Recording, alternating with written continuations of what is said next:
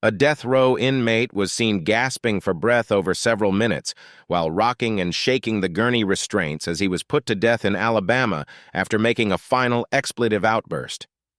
Carey Dale Grayson enjoyed an extravagant final meal before controversially being gassed to death for the murder of a hitchhiker along with his teenage friends. The 50-year-old was pronounced dead at 6:33 p.m. on Thursday after he breathed in nitrogen from a mask under Alabama's new nitrogen hypoxia execution method. However, he did not go quietly, telling the prison warden, "You need to F off," as he was asked for his final words. He then raised both middle fingers at the start of the execution.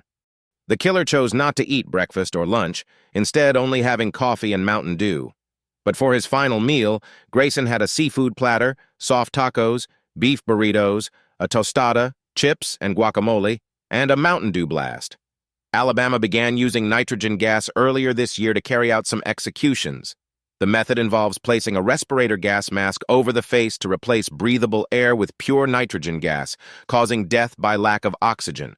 Alabama Corrections Commissioner John Hamm said the nitrogen flowed for 15 minutes, and an electrocardiogram showed Grayson no longer had a heartbeat about 10 minutes after the gas began flowing. It was unclear when the gas began flowing. Grayson rocked his head, shook and pulled against the gurney restraints. He clenched his fist and appeared to struggle to try to gesture again. His sheet-wrapped legs lifted off the gurney into the air. He took a periodic series of more than a dozen gasping breaths for several minutes. He appeared to stop breathing, and then the curtains to the viewing room were closed.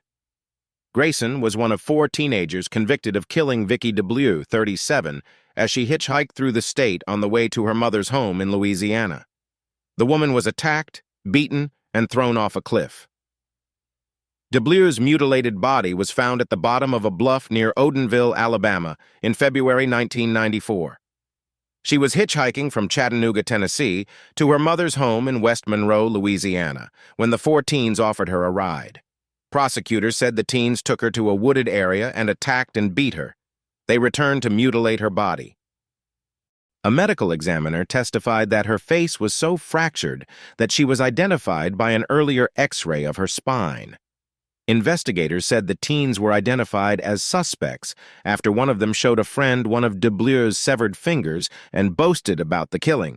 Her daughter, Jody Haley, spoke after the execution. Haley was 12 when her mother was killed. She said her mother had her life and future stolen from her. She was unique. She was spontaneous. She was wild. She was funny. She was gorgeous to boot, Haley said of her mother. She said Grayson was abused in every possible way in his youth, but society failed this man as a child and my family suffered because of it. Murdering inmates under the guise of justice needs to stop, she said, adding that no one should have the right to take a person's possibilities, days, and life. The execution was carried out hours after the U.S. Supreme Court turned down Grayson's request for a stay. His final appeals had focused on a call for more scrutiny of the nitrogen gas method. His lawyers argued the execution method causes conscious suffocation and that the first 2 nitrogen executions did not result in swift unconsciousness and death as the state had promised.